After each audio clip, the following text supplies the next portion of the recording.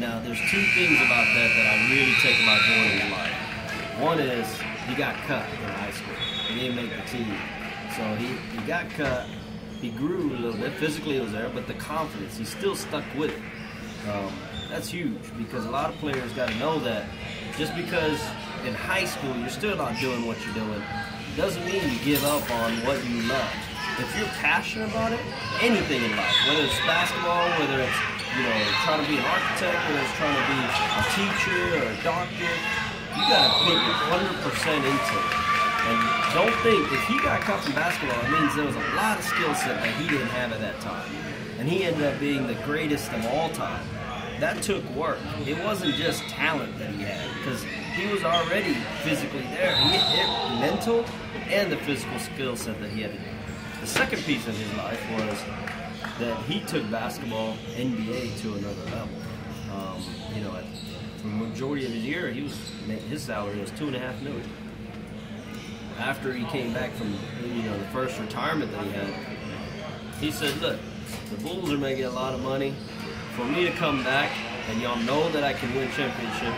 He came back and he was able to push the bar up. He did two things. He pushed the bar up from his $2.5 million to $25 million a year. And he had a 1-year contract, which nobody ever will get this time around. 1-year contract, and then the next year after he won, $30 million. 1-year contract. Then again, 1-year contract. So, that's something that he did to the NBA, which now a lot of players are, benefiting from, pushing the bar up. Okay, and being as this is a history project, how do you think the history and the whole gameplay of the game has changed over that time? Oh man, I mean, back, that Jordan era, it was physical. It was manning up, bodying up. You'd see a lot of fights come in. I mean, it was a mental league then. It wasn't as much as, I think it was a little bit slower of a league, but it was physically dominant. Now it's more of a quick game. Touchy fouls. The hand checks. You'll get blowing the whistle on. That's the biggest difference that I see right now. The other piece is the quickness, guards. I think from a technology or science perspective, people are able to jump higher. They're able to, get their leg strength, so they're able to move a little quicker. And with that vertical is increasing, which is helping their shots. The rim is at 10 feet, so they're able to get to a point where they're looking sometimes down at it, which is, that's a huge advantage. So I think that's the biggest piece, is that the mental piece, the toughness that it's kind of calmed down from, but then the science has helped skill set and physical strength up. Interesting. Okay, you talk about different things in life as being your workplace, and you kind of related it to coaching. Is there anything that you could relate to basketball and to the real world and able to be successful in life? Oh yeah, first is to be successful in life, do what you're passionate about. Follow it with everything you got. All your work, put your whole mind to it. Now, by just putting your mind to it, you gotta plan it out. So let's say for anybody that's trying to be, trying to do, whether it's career, going through college or whatsoever, you gotta plan out, look forward. So look 5 years from now, look 10 years from now. At 5 years, picture your life. Where do you want to be? How do you want to live? At 10 years from now, how do you want to be? How do you want to live your life? What is it? Is it family? Is it work? Is it a house? Is it a car? Is it, what are you doing? Are you taking vacation? What is it? And then back it up. Come back. Okay, 5 years from now, here's where I want to be. How would I have gotten there? And so that futuring technique is key. And that's the same thing with basketball. We look at it and say, all right, we want certain players. Here's our team. At the end of the season, this is where we want to be. How do we get them to that point, individually and as a team? So I'd say, if you're passionate about what you do, plan it out. Here's where I want to be. Now, if this is where my goal is, here are the things that I need to do to get there. Whether it's going to college and focusing on that piece, whether it's doing an internship with work, whether it's getting this particular type of job, whether it's, you know, being more committed in my relationship, whether it's the church factor, the social, you know, giving back to the community. You know, those goals every individual needs to set and then follow it. And then track themselves for that quarter, how they've been doing. That half year, how they've been doing. That 3/4 of the year, how they've been doing. That year, okay. And there should be certain levels of accomplishments that you're stepping up.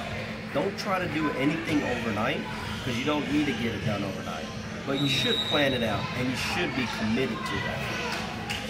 That's interesting, because I noticed that in today's generation that a lot of kids, they don't have the mental strength to just stick with it and move on to the next thing just like that in a hurry. And so yeah, I think that's very important to stick with it. And okay, you said plan it out in the future. What do you think? What do you plan on being in life in about another 10 years or so? You know, I always start with first my family. And so with my family, you know, I told you I had a 2-year-old, so I'll have a 12-year-old son then, and I'll have a 10-year-old daughter then. And so I want to make sure that I'm there for them in their activities, because I truly believe that from now to the age of 10, you're building their character, their moral ground, their rights or wrongs they're instilling. And so you got to get it up to that point. So if I try to wait till 10 years from now, you know, it's not going to happen. So what I want is a certain level of where my children are, just from a mental standpoint. I'm not going to control them. I just want them to be able to make good decisions in life. Are they a good decision maker? Then they've got to make their decision on which way. So how do I do that? In these 10 years, I've got to make sure that I'm explaining throughout what it is that things are going on. When they're asking these why questions at 2 years old and 3 years old, I've got to answer it, but I've got to answer it in a way where they understand versus saying, oh, don't worry about it, or, you know, yeah, that's it, or, you know, I mean, because it's easy because there's a lot of questions right now from kids. And then I've got to also let them see, I mean, first and foremost, lead by example. Whether you're on the basketball court, whether you're in the workplace, or whether you're leading your children, you've got to lead by example. So if I'm telling them not to do something, I better not be doing it. If I'm telling a player not to do something, you know, be on time, I better be on time. And so lead by example is key. And so during this next 10 years, I got to lead by example for my family. For coaching, I want to hope to be continuing to do that too. Is that balance? Remember that work-life coaching balance? So I got to make sure that I'm continuing to balance that. And then I think for myself, I want to make sure that from a spiritual standpoint that I'm continuing to focus on myself. You know, that I'm continuing to grow and bring myself up. You know, that I'm getting my, you know, meditation in. I'm able to just focus in and clear my mind. Because with all this stuff, if I'm not able to just clear my mind and get into my own zone, then, you know, what's the point? We've got this lifetime, and if we just let it go to all these extra, you know, things out there, working and trying to make money and trying to, you know, whether it's even helping others, I mean, you've got to also, you know, focus on yourself and make sure that you're a good human being and you're able to do things without expecting anything in return. So that's my 10-year plan, is make sure that I'm continuing to grow myself spiritually, making sure from my family standpoint that I'm leading them in the right example so that they're continuing to learn and make good decisions 10 years from now. And then my work, you know, I don't really worry too much about my work. It's not like I'm trying to explode on my work side, so I feel that I just want to continue, you know, all these minor projects or 1 to 2 major projects a year on my work side. Okay. Is there any like milestones or like achievements or goals that you set out in order to be like, as far as coaching and as far as life in general? Yeah, I mean, you know, I think, you know, with coaching, I think what will happen progressively is, like, right now I'm in the high school age, but as my son gets, you know, into it and at the age level, then I see myself kind of helping and following that program. From the coaching standpoint. So right now I want to be able to build that system of defense And then from a system standpoint, like what we talked about with Popovich and Belichick, you know, if I can take back what's been going on in the past, you know, from basically the 2000 era, you know, the first decade, you know, Duncan's been in this league for how long?